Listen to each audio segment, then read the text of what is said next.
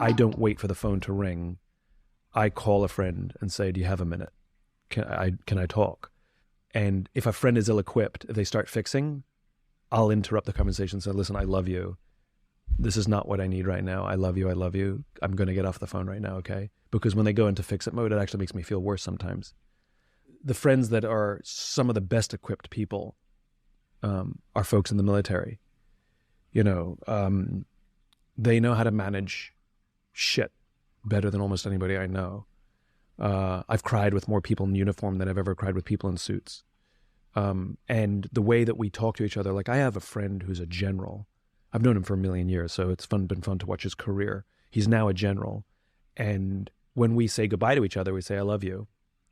And when we get on the phone with each other, if it's been a long gap, he'll say to me, hey man, first of all, he calls me brother. Hey brother, right? Which means something. Hey brother, I really miss you. And he says things that a lot of guys don't say to each other, you know? He talks to me like sometimes I talk to my female friends. Mm-hmm. It's full of emotion, it's full of honesty, and there's no machismo whatsoever. And yet he's a warrior. He's a combat veteran, you know? And he'll say, hey man, I miss you. It's been a while. I go, yeah, I miss you too. And then we'll get off the phone and he'll say, hey, I love you. I mean, I love you too. I'll talk to you soon. And though he and there's a small group like him, you know, I would call him in my darkest times, and I know he would call me. I have another friend, and he's going through some shit, and I'm honored that when I called him up and said, hey, I haven't talked to you, what you've been going through? You know, I just realized I haven't talked to him in a while. And I went, hey, what have you been going through? And he just let it all out. And I could hear the frustration. I could hear the pain. And I didn't try and fix it. I just encouraged him to keep talking. What else? Go on. Tell me more. What else? Oh my God, that's really, go on. Yeah. What else? And just sat in the mud with him.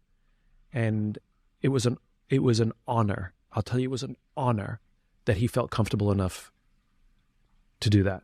Because I guarantee it, he, like so many, are really good at hiding it, faking it, suppressing it. He's a pro. In fact, I'm sure he is where he is partially because he's a pro. And, you know, if you have the skill set to hold space for someone, you will have an amazing sense of gratitude that your friends trusted you and loved you enough that they would go there in front of you. And I think that's a standard that we should strive for. Like I said, we're also preoccupied with ourselves, you know?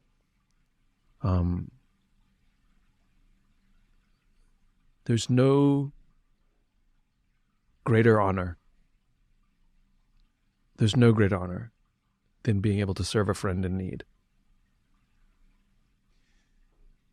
When I see, you know, a friend sees you sat in the mud, a friend sees me sat in the mud, the ill-informed love reaction is to try and get me out of the mud, right? Of course. You know? Well-intentioned. I don't knock it. I know it's well-intentioned. How do I get out of the mud? The reason I ask that question is because I know there's someone listening to this right now who is sat in the mud. In many respects in my life, I'm sat in the mud. Mm-hmm. The thing we're all looking for is we want empathy in the fact that we're sat in the mud, of course, but we're desperate for a way out of the mud, right? Mm-hmm. That's understandable. Mm-hmm. Where does the plan come from? How do we get out of the mud? So if it were a prescription, you and I wouldn't have to work anymore. On the subject matter of loneliness, because it's easier to focus on. Right. So I think in large part, like any cooperative effort, like any relationship, and a friendship is a relationship, right? Having colleagues is a relationship. Mm-hmm. In some part, it's co-created, right? You know, you want to show up in any kind of relationship, professional or personal, and make it a co-creation. And, you know, I think when somebody first calls you, I don't think they're looking for solutions. They're looking for companionship and catharsis. They're just looking not to feel like overwhelmed. And at some point, you can either ask, can I offer some pointers? You're not ready for that yet. No, I'm not ready for that yet. versus, yeah, go ahead. Or the person will ask themselves, what do you think? What do you think? How do I, what do I do? Or I'll know what to do, but I don't want to do it. I know what to do. I just need to do this. And the person can just say, I'll do it with you. And just offer, again, companionship.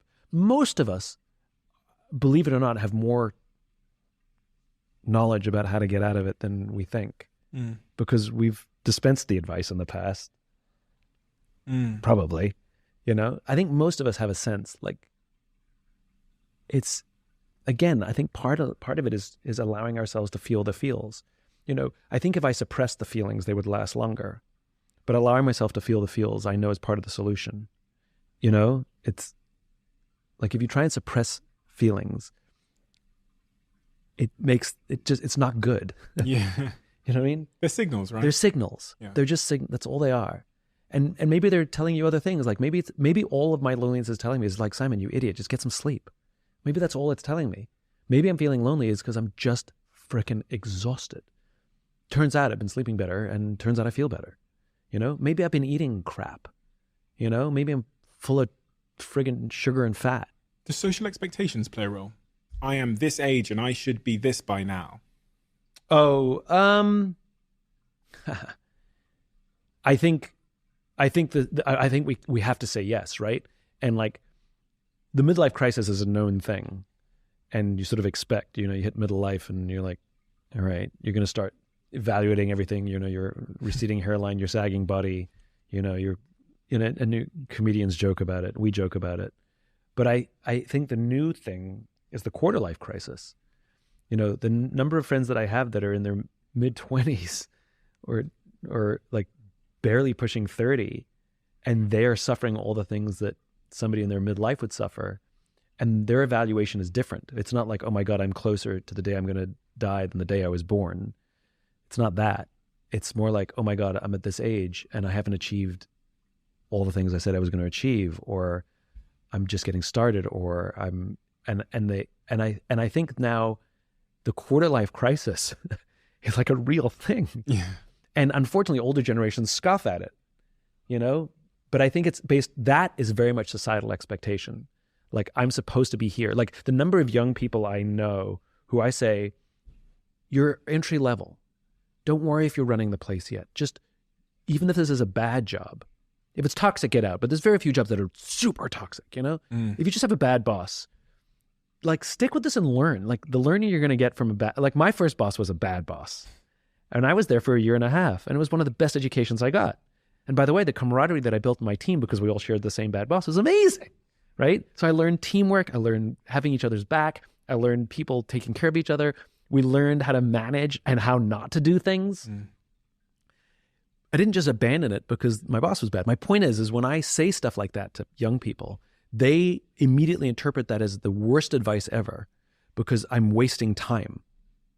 Or take a gap year. I can't. I'm wasting time. Wasting time from what? What race are you? Who are you comparing yourself to? What standard? I won't achieve the thing by what? What imaginary scale are we working on here? But there is this very clear imaginary scale by which young people are pegging their life against. And the only thing I can offer is my own experience. And I know it's the worst thing to do because, when you're in it, you're in it. And nobody can think that far ahead. But and it's fun to think about, right? Because I remember when I was young in my career and things were just starting to move, there was this one guy I used to go to for advice who was much more successful than me, really buttoned up, really sort of, operations oriented. And he would constantly give me advice that he was basically either telling me I was an idiot or made me feel like an idiot by all the things I wasn't doing or wasn't doing right or should be doing or could be doing. But it never felt right to me.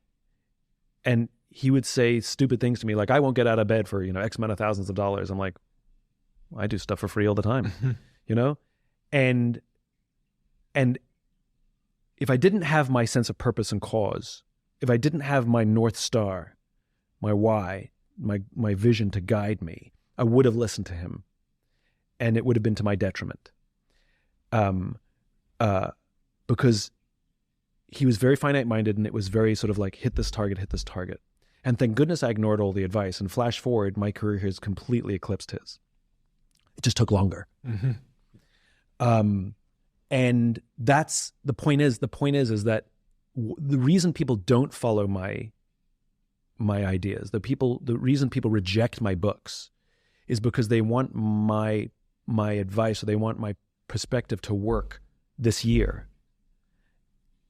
I've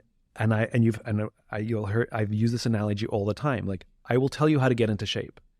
I will tell you have to exercise 20 minutes a day every day. You have to eat healthy, and you can only have sugar on days that start with S. I like what Mark Hyman says, which is, treat sugar like a recreational drug, And if you do these things 100%, you will be in shape and you will be healthy. 100%. Nobody wants that book. Right? But the problem is you have to do it. And somebody will say, well, when will I be in shape? And the answer is, I don't know. 100% it works. I don't know when. And when I discovered the why, and I first articulated the why, and this is also important, it wasn't just the why, I also discovered Emmett Rogers' work on the law of diffusion of innovations, which I did write about also in Start With Why. That combination of starting with why and following the law of diffusion, I realized that 100% it was going to work.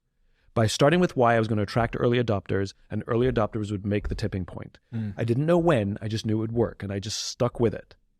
And I disconnected myself from any arbitrary, time-based achievement, which freaks people out, especially if you're on a quarterly or annual financial schedule. But I disconnected. I knew it would work, and I just stuck with it. Turns out it worked. Some of it worked quicker than I expected. Some of it worked slower than I expected.